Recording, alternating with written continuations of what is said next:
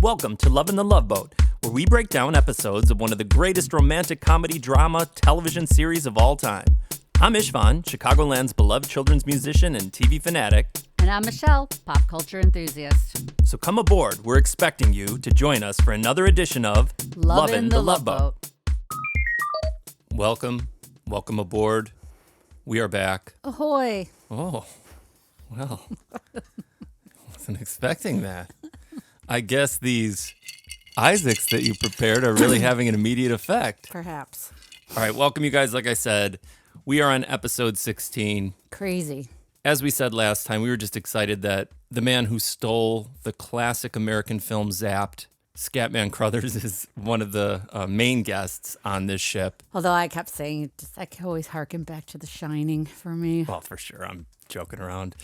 And he really ushers in one of the more, socially conscious storylines that maybe the most, obviously, maybe, right? So far. Holy mackerel. Written by whom? Fred Grandy and Vernee Coppell. Which I can't even, they would have had to have had Isaac, right? I have no clue. Hang on. Had Lange help them with that, and they just, I was shocked when I saw the credits for that one, and it said that they wrote it, and it's so heavy. Why were you shocked, though? Why were you shocked?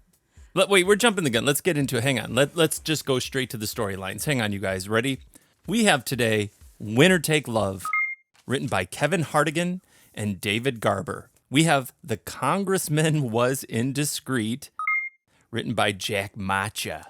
That's a great name. And then finally, we have, as we were mentioning, Isaac's History Lesson, written by Fred Grandy, a.k.a. Gopher, and Vernee Coppell, Doc.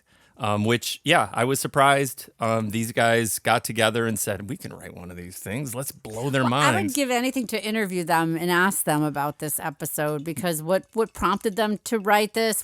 Did somebody suggest it? Did they want to give Isaac a cool, heavy storyline? Michelle, it is honestly... Because he shines once again in this episode. This is my goal, is to get Fred Grandy on the show. We would not only completely smother him with compliments, but it would be really cool to find that out. Now, hang on. Let's work together in perfect harmony and go down our guests. Of course, we have covered Mr. Scatman Cruthers. Which episode are you going to start with? Oh, I don't do it like that. Go ahead. I don't know. I go like they do, alphabetical order. So I'm not really going by that. Okay, then go. Scatman Cruthers is on here. He is playing the role of Virgil Gibson. And again, Scatman Cruthers, I have referenced Billy Barty. Michelle has referenced several people that she loves. Scatman Cruthers, as soon as you see him, I don't know how you're not happy to see the guy. He is so awesome. He really does light up any scene that he's in. He's just one of a kind. And again, the type of people that I think we were lucky to have on TV all the time when we were growing up. I love Scatman Cruthers. He's in the Isaac's History Lesson one. Yep. And next we have Graham Jarvis playing Waldo Linden. Do you have any information on this dude? Because he was a character actor that you'd recognize if you saw him. No, he's just in the Maureen McCormick one. Bald men really make out like bandits on this episode, you guys. We also have, everybody knows, one of the touchstones for Michelle and I as far as humor when we were growing up, when we were really little and just kind of coming into ourselves at a young age, was the Carol Burnett Show. We have Vicki Lawrence on here playing Robin Brandt. We have, again, she's back, the lovely Maureen McCormick. A little more mature looking this episode. Yes. She's playing Susie Corbett. He was a pop star, wasn't he? Bobby Sherman? He was like a teen idol. She always gets hooked up with the teen idols. Yeah, he's playing, But he's a singer, and at some point I believe he became a paramedic. Much like David Lee Roth. All right, dabbled in a little bit. Settle down. All right. He wasn't a teen idol that I was into, but I know women that were into him. Yeah, and the Simpsons, little ahead of my time. Marge Simpson liked him, and Lisa made fun of her. Bobby Sherman. Yes. He plays Rick Leonard. He's her fiance. With the cool shirt. He had that cool shirt on with the flowered collar. I noticed other things on the ship, I always loved ice buckets. I like the ice buckets, and then the cool candle holder that was in the bar between. Oh yeah, we kind of have that in the Louis. I love that thing. Man. I noticed that cool. too. I love all that groovy stuff. We also have, he was everywhere. He was the dad in 8 is Enough, Mr. Dick Van Patten. We have Vernee Watson, who you may not know her name, but you definitely probably know her. She's playing a character called Stephanie Hayden. She was also remember she was one of the sometimes Sweat Hogs on Welcome Back, Kotter. Yes, you're right. And she was always on there. I like her very much. And then we finally have, even though she's not credited, Priscilla Ann Barnes. She's playing Jeanette Arnold, which is a confusing character on this ship, in my opinion. Wait, she was on Three's Company. She was. She was a replacement, I believe it was, for Suzanne Summers. She was also in a weird movie. I think she was in The Dark Backward. That was like when Michelle and I first met one another. It was back in the days, which I miss a lot, of like movie rentals. And we'd go, that was kind of our thing. You'd go rent a movie, come back. We would try and find weirder movies, different movies. And I think she was on that. It was one of those movies. And she had like a third nipple in the movie, if you recall. Yeah, I just can't remember what movie it was. I know, it was one of those. I'm sure somebody out there listening knows. Yeah, super 90s movies. But she was very pretty, and she was very good on this episode. So, dude, let's kick it. How do we start? They kicked off with the Winner Take Love, which is the beauty pageant that the ship will be hosting for, I have it written down here. Do you have it? No. It is to find... She's like an ambassadress, right? Yes, it was the ambassadress at large for Pacific Princess Cruise Line for 1 year. No, you're trying to get that job. I'd love now. that job. Right? And you can make $5,000 in like a bunch of commercials. I'm going to tell you this. I would never not support that. I just want you to know that. Like, spoiler alert, Bobby Sherman does on this episode. Yeah, baby. He was such a baby on this episode. Can I just say this? There are 3 dicks on this cruise. Whoa. Number 1, we've got Dick Van Bleep Patten. that out. No, I'm not bleeping this out. We got Dick Van Patten. We have the editor of Vicki Lawrence's paper that she works for. His name's Frank on the show, but Frank equals Dick because he's a real dick on this show. Clearly, finally, he's a tabloid. Well, the name of her paper was weird. The what was it? Scatterbug? What the hell is that? It's not. You're confusing Scatman Cruthers' name of like scattergun with scuttlebutt. It's called scuttlebutt. And while we're at it, they also were. You could edit that. They were. No, I'm not. We were gifted with Carita of California. Provides all the. I know. I wanted to look that up, and I didn't, because I'm like, wow, Carita really had that whole episode cornered as far as dresses. I'm on Dick number 3, and Dick number 3's Bobby Sherman in the way he acts. I won't get to why it is, but we will get to that soon enough. Yes. So these lovely ladies, kind of, come on the ship. And it really was a Benetton ad of all people from different walks of life coming on the ship with this character actor who's sort of like their chaperone type guy. And they're going to have like a contest to see who gets to be the ambassadress for the Pacific Princess line. Well, and then so the contest is going to take place. They're apparently college-age students. They're all very young, 19 to 20. 19, they look like they're 34. But they asked Gavin, the captain, to MC the event. So throughout the episodes for the different contests. He is so awesome. I can't stand it. I love Gavin MacLeod so much. I told you, I've been loving him since high school. You were right. Since he was on The Love Boat, too. You were right. Yeah, he is number 1. Because a thread throughout this whole thing is Hambone, and he definitely becomes a Hambone on this show because he's nervous at first to be the MC, but then he gets very comfortable with it very fast. Good afternoon, ladies and gentlemen. This afternoon we begin our search for the young woman who will represent us during the year ahead. She will be judged for her beauty, poise, and personality. And right now, if our judges are ready, and I see that they are, we will begin by showing you some of the cruise wear designed especially for our shops on board by Carita of California, modeled by our 5 lovely ladies. It's hilarious because he is, like, as you stated, nervous at first when he's telling jokes, but then people start laughing at him, and then his reaction is like he's getting more and more people laughing at him. He's kind of getting like a big head. A sophomore at Oklahoma A&M, she's studying veterinary medicine. You lucky dogs. It makes sense because, like we've already said, that he loves when stars come on the Yeah, he's ship. always starstruck. So he probably secretly wants to be like an entertainer, and that's kind of a funny thing about him because he's like, no, I'll write my own jokes. He tells like really old. He said he could punch it up, like he gets immediately like cocky with the whole thing, which is really pretty funny. That's a funny part of the ship. So that's an ongoing storyline, and then Bobby Sherman and Maureen McCormick. Maureen McCormick is a contestant. Bobby Sherman's her fiance. He, of course, which people love to do on the Love Boat, is buy their own tickets. Guess who? Oh! No! Oh! Hey, tell me, young lady, do you kiss every man that sneaks into your room? Only those that I'm engaged to. I was hoping that you'd come to see me off. Oh, I did better than that. I bought a ticket. Hey, that's great.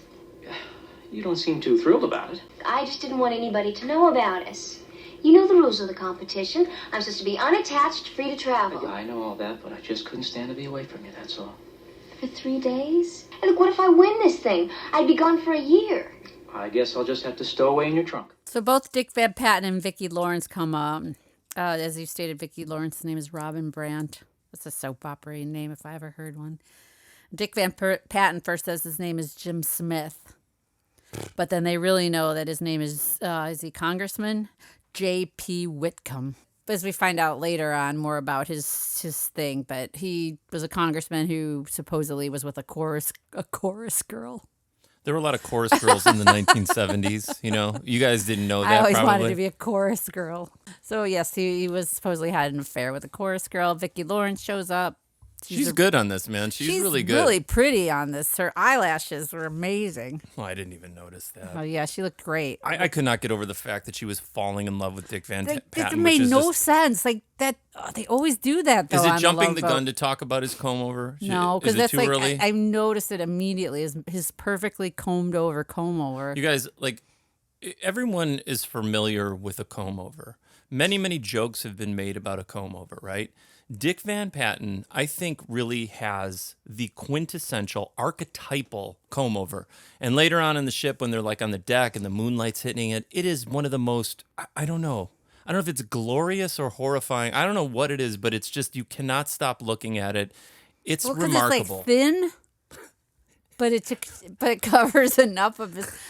It's greased though. It's greased down. I'm dying to see what a comb over looks like when somebody comes out of the shower. Like if he got in the pool, super, yeah. Is it like if he went in the pool, would it be like super long on one side? Well, remember Bill Murray in like that bowling movie or whatever, and then he's sweating because he's like competing so hard and his hair is hanging so far down. It's basically like that. I think it's insane, and the fact that she falls in love so quickly with him is just outrageous. Because he's kind, and then she likes his policies. Oh God. He was gonna he had that big tax reform bill he was going to pass. All right, we're jumping way too far. Hang on, you guys. So he enters the ship.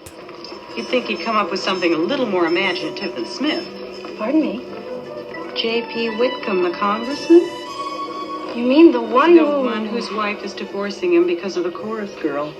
Oh, I heard the House of Representatives is considering impeaching him. Yeah, his wife's throwing him out of the house, and the house is throwing him out of the house. Looks like a nice guy. I feel sorry for him. Well, you're the only one in the whole world who does. And then shortly thereafter, you see Vicki, she crushes this by establishing that she's like a hard-nosed sort of, what is it called? Like tabloid, right? You Reporter, said that? Like, yeah, tabloid reporter.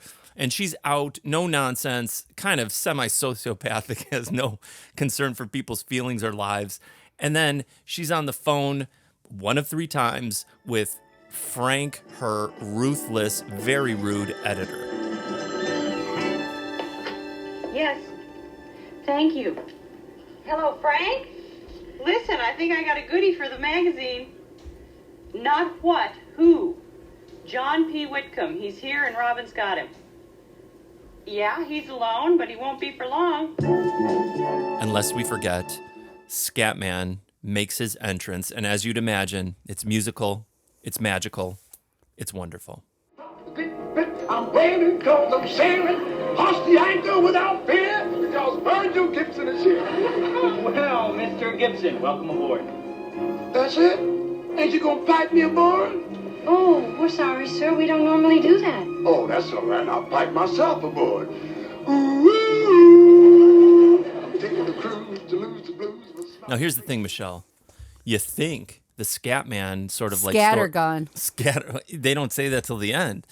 Scatman, Virgil Gibson, you think his storyline's just going to be lighthearted and fun, but it is not. It's very heavy, and heavy not in just an emotional way, but in a, I don't know, what? Heart strings pulls at your heart. No, it's it's socially conscious. Oh yeah, that too. Well, that's a major thing for the Love Boat, that it's socially Seems conscious. like all of Isaac's episodes are kind of heavy. They kind of are, yeah, they really do. They kind of place the sort of drama on top of Isaac. He also was wearing the suit that he had sex with Roxy Blue in. That. Oh, no, I know. I noticed that. He had that kick-ass leather jumpsuit on.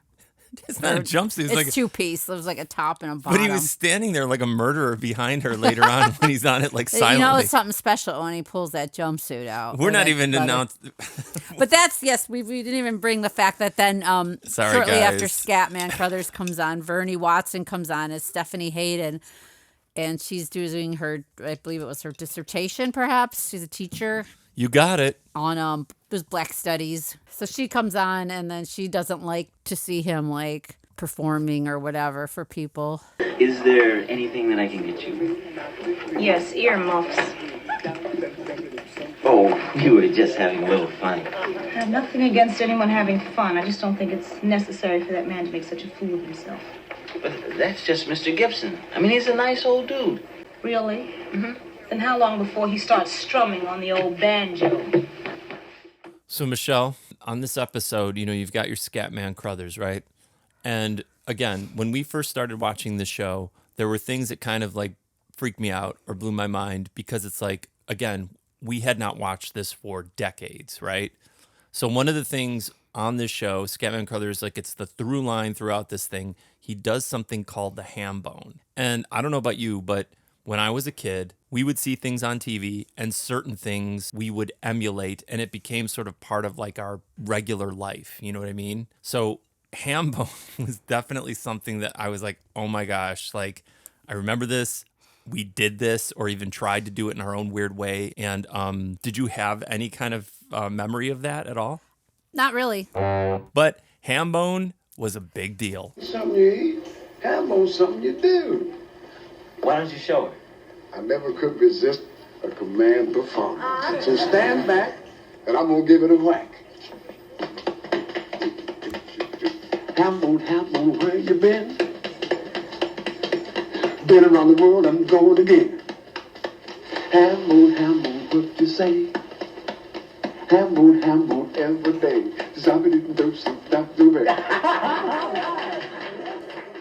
What about Dick Van Patten? That's, you know what? I'm going to go back to him and like these beautiful younger women. Because even on 8 is Enough, his second wife. She was pretty. She was super pretty. But way out of his league.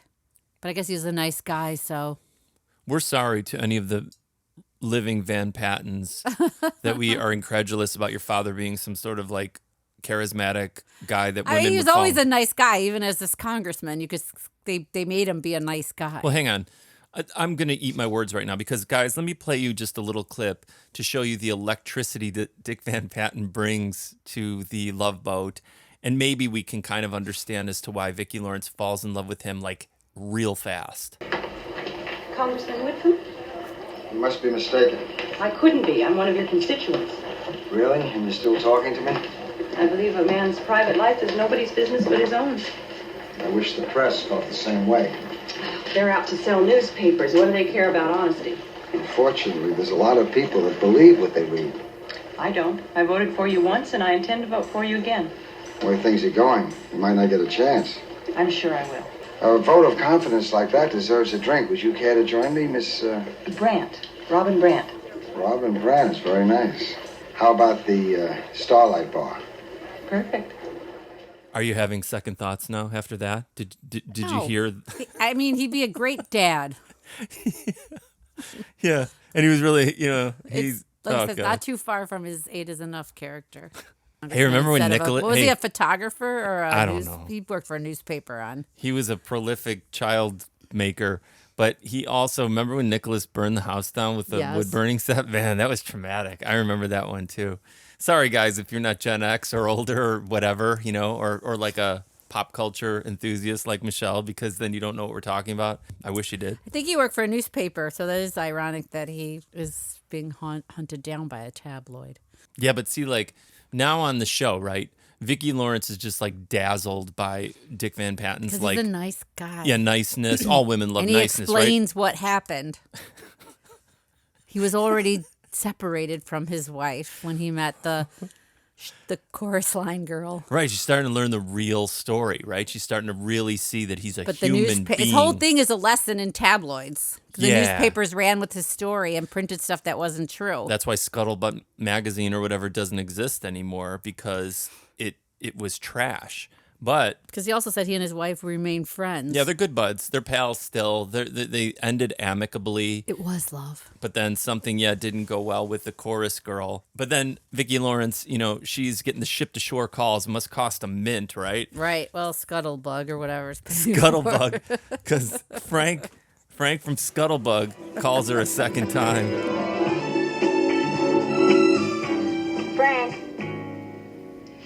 Frank, I haven't called you because I haven't got anything to tell you. Yes, I know who Nikki is, Whitcomb's girlfriend. I don't care if she is going to spill her guts in somebody's column. It's going to take a little time to find out if Whitcomb's wife is going to divorce him or if he's going to resign before Congress throws him out. Just give me a little time, Frank. An hour isn't exactly the kind of time I had in mind, Frank. Frank.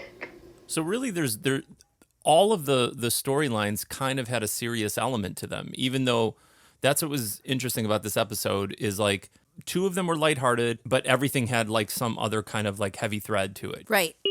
Bobby Sherman just keeps wanting to have sex with Maureen McCormick throughout this ship. And he cruise. totally like, come see me in my cabin tonight, pressuring her and all this. So anyway, she relents and goes to his cabin. And of course, one of the other contestants sees her. Oh, Rita. And she gets the, manager guy or whatever. Yeah, the manager guy. Well, Get what it is right. he? His name is Waldo Linden. Yeah, but who it is his purpose on the show. He is the chaperone, a.k.a. the guy who is like in charge of making this Right, the very, very manager. important decision of who is going to be the ambassadress for the entire They had Pacific judges Princess on line. there when they were And it's a judging very them. They important had job. judges. And some people need to take it seriously. So anyway, she gets him. So when Maureen McCormick, she says, I can't do this. And then she leaves and then they're kissing in the hallway, of course. And then she turns around and they're both there. Yeah, Rita and Waldo. Because you're supposed to say like, you have to be like moral and you can't do certain things like that when you're Well, I think in single. Yeah, going for the crown. So sure enough, she's disqualified. Now this is the thing. Wait, the thing that's confusing to me. Tell me if you understood this because you understand things that I don't You're understand. probably gonna bring up what I was just gonna. Well, bring go up. for it. No, we're gonna talk about what's their name from Three's Company. Oh yeah. So, like, they didn't really establish, like, they had that great of a relationship together. But then once they hear that she's been disqualified, I guess not all the girls, but some of the girls are maybe not happy about it. So, This makes no sense. Women were trying to get someone into a contest where in reality you would want fewer women in the contest. right, but maybe they were friends. So Jeanette does this weird, like, what? This is not what I was going to bring up. Oh. The thing I was going to bring up is I was confused that in the beginning, she plays like some sort of super, like Lonnie Anderson did, ditzy blonde, the total ditzy blonde thing, not smart. But then it seems like she was like conniving and smart enough to like trick this Waldo guy into doing what you're about to say. Well, yeah, I was going to get to that too, because she tricks him into coming into her room, zipping up her dress. And of course, he can't control himself. She says she has an itch on her back. It was kind of a funny scene because Yeah. his voice goes really low. He did a great job in this. I thought it was really like, he funny. comes on to her. He doesn't. He grabs her like Oh, yeah, he did it that's- in a funny way though, because it wasn't like gross. Like it was rapey? No, it was funny, and he was super. He did an awesome job in this, I thought, and so did she. But then she literally punches him in the face. Right, but she knew what she was doing because then she kind of blackmails him or whatever to get Maureen McCormick back into the... But she also talks like John Wayne, like after she hits him, like in some weird way where her whole personality changed to where I thought like she was pretending to be stupid, but in reality she was super smart. It was kind of confusing to me. Yes, it was. Maybe I'm reading too much No, into it. I get what you're saying. Maybe she's a little bit of both. But she was doing this to help Maureen McCormick get back into the competition, which was very, very chivalrous of her. Much to Bobby Sherman's disappointment. She was back in because they were about to elope to, was it Puerto Vallarta or... Yeah, so after she manipulates this guy in a very smart fashion, she basically has now him blackmailed in that he was behaving inappropriately. So that's her trump card to get Maureen McCormick back into the competition. So she rushes to her cabin, or no, to wherever they were, right? Because they were all sharing the same cabin in the beginning. She was in Bobby Sherman's cabin. Oh, what a dream to be in Bobby Sherman's cabin. A lot of women would have liked that. Yeah. And just prior to that, Bobby Sherman had consoled Maureen McCormick by doing what all women dream of, correct, Michelle? Going to Mexico to get married. Yeah, he proposed to her. Come on, baby, don't be depressed. I saw you got disqualified. Maybe it's the best thing that ever happened to us. Hey, we don't have to pretend anymore. Susie, I've got it. Look, we're in Ensenada. Let's get off the ship and get married. Right now, what do you say? Really? And we'll have our honeymoon right here on the ship. Oh, honey, nuts. Okay. Oh. That's better. Are you decent?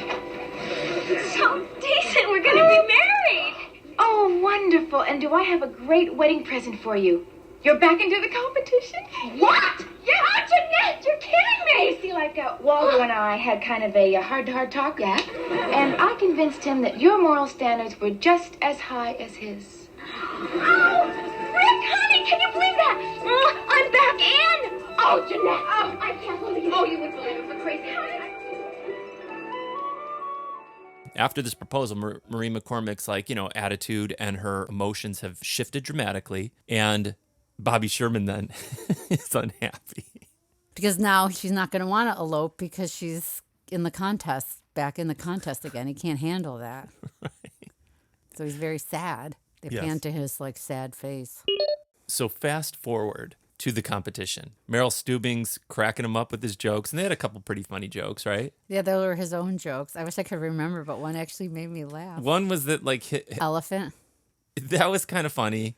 But then there was the other one about the mother-in-law, the classic mother-in-law jokes, but it was actually funny where he's like, my mother-in-law was a beauty contest one time. She came in second, but she was the only one in the contest. It made me laugh. Actually kind of funny, and Meryl was just kind of feeling it while he was delivering But that. it's his little he's proud of himself smiles that he does when he gets a good crowd reaction is so cute. It's so awesome. I think he's so awesome. He's great, man. And so they're having the contest, and they did this really well too, because I love, this is a classic thing too, because Evie our daughter was talking about a Partridge Family episode that she was watching. Our child watches Partridge Family episodes in 2022, which makes me so happy. And the one where Keith brings the one girl to their rehearsal, and she's terrible, but he just sees her she's amazing, and all the rest of the family's looking at him like he's insane, and I love stuff like that. So they do this in their own way as well, where each one of the girls does a talent, and they're not good. None of them are good. Jeanette's dressed as an Indian. And I didn't understand that one at all. A little cringy. It was strange, but hers was the least bad of the bad. And then Maureen McCormick is pretending to be a great piano player. Like a classical pianist. Yeah, she's playing a Beethoven piece or something like that. And then Meryl reads who the winner is. And the winner is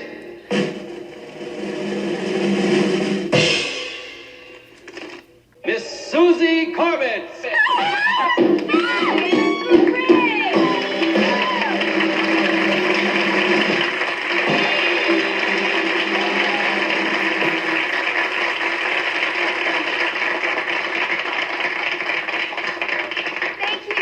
Thank you, everybody. I really can't believe I've won. A moment ago, I thought representing the princess lines was the most important thing in the world. But I've realized there's something much more important to me, and he's walking out the room this minute. I am very grateful that you've chosen me, but rather than being your ambassadress for a year, I'd rather be Mrs. Rick Leonard for the rest of my life.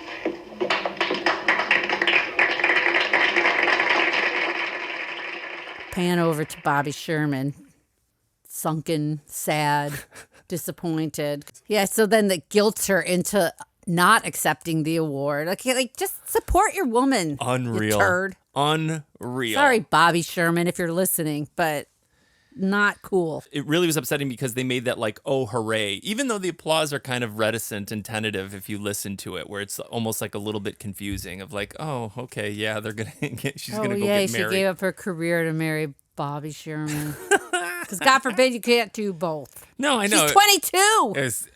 It was terrible. Or 20. I don't remember how old she was, but she was in her 20s.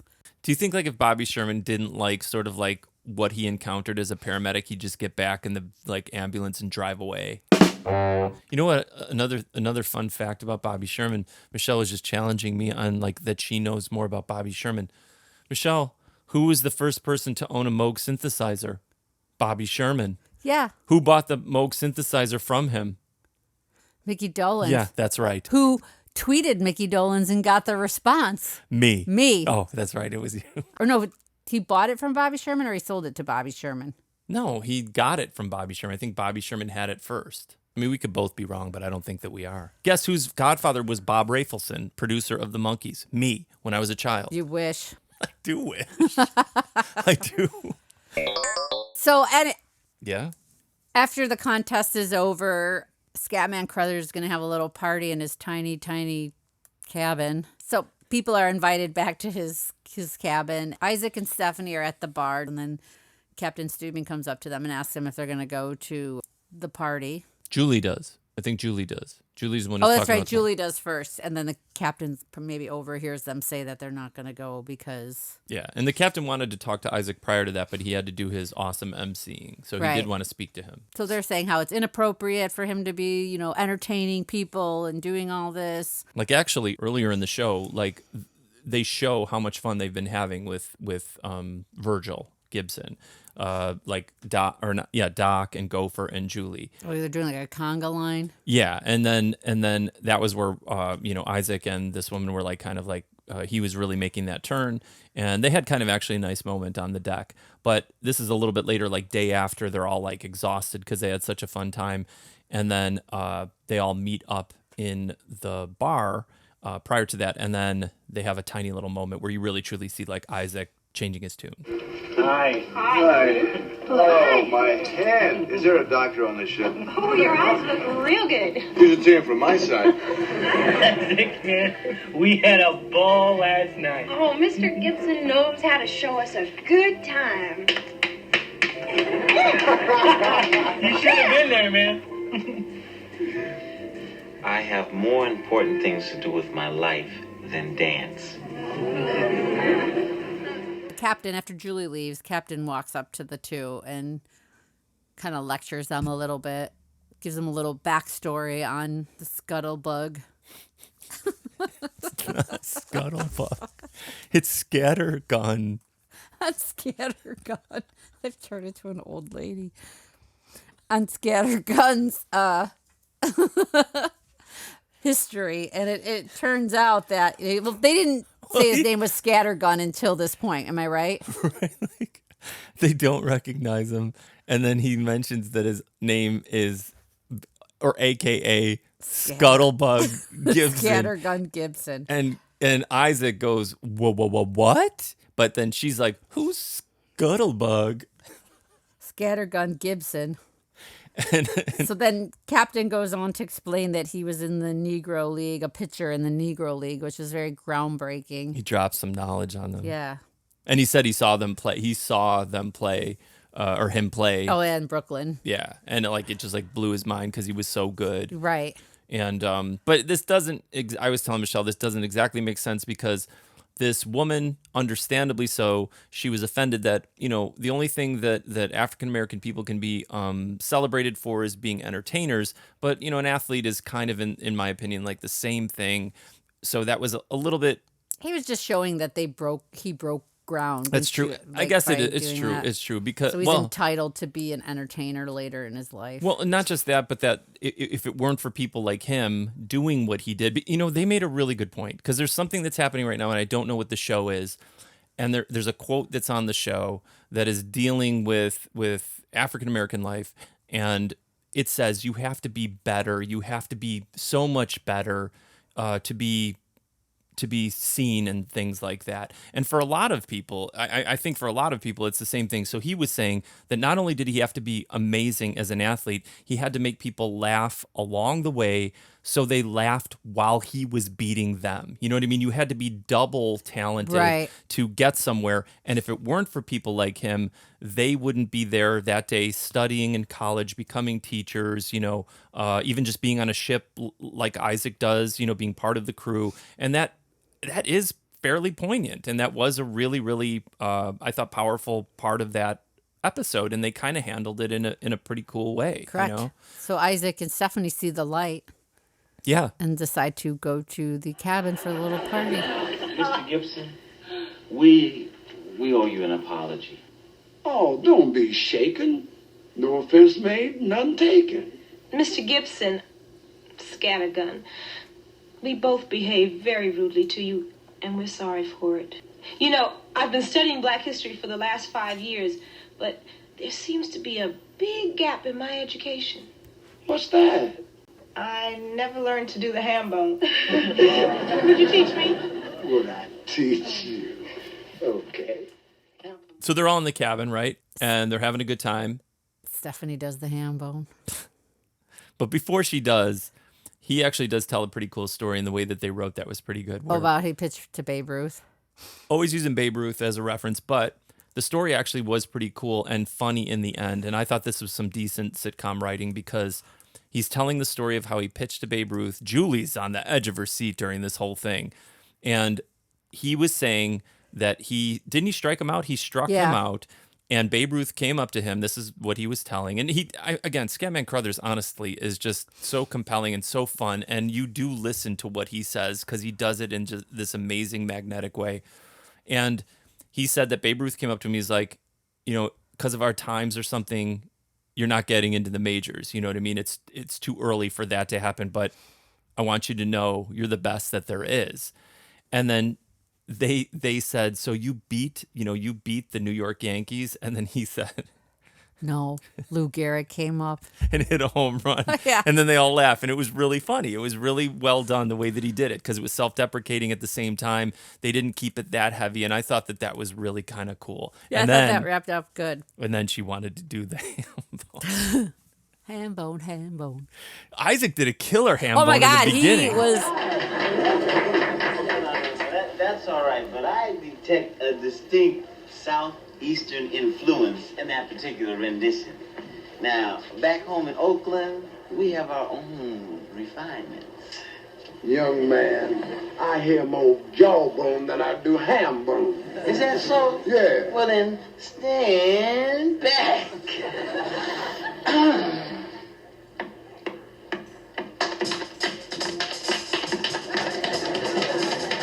Ham bone, get on down. I do ham bone till the disco sound. Boogie with the ham bone day and night. Ham bone out of sight. Out of sight. He's great. Like, again, like anytime he gets to show his talents. Like I said, if you had watched that movie, that record store movie that I had watched that he was in, he does a lot of dancing and singing in that too, and he's really good. It's really, they're cut from the same cloth because it's like they're both just like so effortlessly talented. You know what I mean? We've neglected to wrap up the Vicki Lawrence, Dick Van Patten story. You know what happens? Frank, her editor, impatiently calls for a third time.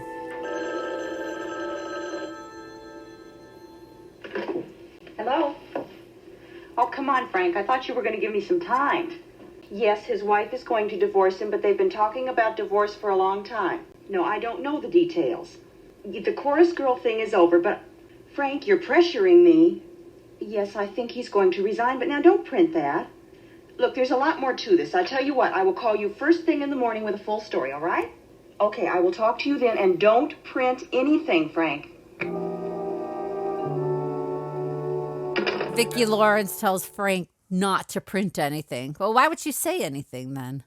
Well, she was trying to shut this dude up. She thought that it was like, don't say anything. And she felt like for once he had heard what she was saying. The reason she did is because just prior to this, with the comb over gleaming in the moonlight, they met on the deck of the ship. And as their love is almost completely solidified, he basically bears all. You know, I want to apologize. All I've done since we met is talk about me and about my troubles. Listen, you need to get it out. Sometimes it's easier to do with a perfect stranger. You're not a stranger. What you are is the first person I've met so far that's interested in my side of the story. You see, my wife and I were planning to get divorced before Nikki came along. There were no ugly moments, no bad times. It's just that my life was politics and she couldn't handle it, the traveling, the campaigns. We lived separate lives. But we were and still are good friends. When this thing with Nikki happened, press made it look like I was leaving my wife for some chorus girl. Then it was love? It was love. But it didn't work. Big deal. The worst part of it was I was working on a piece of tax reform legislation at the time. It was a bill that would have benefited millions of Americans. Now the whole thing is in doubt because of this cloud hanging over my head. I never heard anything about a tax reform bill. No, and you won't. People are more interested in sensation than legislation. But you have to get your side of the story out. No, I've just got to get out before they throw me out. Resign? But, John... It's a losing battle. Tired of fighting. Maybe it would be different if you weren't fighting all alone. Another weird, random thing to just, I guess, make a storyline. Are they sitting in the bar? And then Gopher comes with newspapers under Yeah, he's his... like a newsie all of a sudden. Yeah, the helicopter arrived to the ship with their newspapers. And he's walking through the bar or whatever, like asking if anybody wants paper. Get your paper. And then she's like, "Do you have the scuttlebutt?" He did. And he certainly did. It's like, "Hey, do you have the National Enquirer?" Yes, I do. I guess they would, though, right? Well, but why is he peddling the newspapers? You could just go to the newsstand. This is where you have the craziest. I guess, like I said, it's some weird way to introduce the story, the newspaper to them. Like they couldn't figure out how are we going to get him to see the newspaper. You're never going to win the Pacific Princess. Too smart. Ambassadress. So anyway, they get the newspaper from him. Right. And he immediately sees his face is with a giant face on the cover of the whole thing. With Frank printed everything she had told him up to that point. Right. So she quits. She quits, man. But he leaves her too at that point. I think we jumped backwards in time. Like I thought we kind of finished this one up, but it's like, yeah, she had quit. And then that's what changed his tune, that he realizes how committed she is to him. And that honestly, in that way, as weird as this storyline was, I thought that was actually kind of nice because him being the actual nice guy trying to pass bills to help millions of Americans. If only he Have were we heard in that charge before? now. Right. Right. He's been alone, and you can imagine like in a real scenario like that, like how weird that situation would be. And he had no allies, nobody understanding, only certain parts of his life being, because that's all people are interested. And that's really true. People don't care about real things. They only care about scandalous stuff. You know, that's the way it goes. But she tells him that she quit, and then he tells her. He found out. I don't even know if she told him, or I don't know how that happened. Did she tell him? He tells her to get her job back, to tell his side of the story. Can I let Dick tell it in his own voice? Sure. Robin, I want to apologize. You want to apologize, but I'm the one who... No, Julie told me that you quit your job because of me. Oh, it wasn't just because of you. It was because Frank Davis double-crossed me. He wasn't supposed to print that pack of half-truths. I wanted him to print your side of the story, and I'm glad I quit. No, I want you to get your job back. What? That's right. I'll need someone in the press to help me when I go back to fight this thing. When we go back to fight this thing. Oh, John.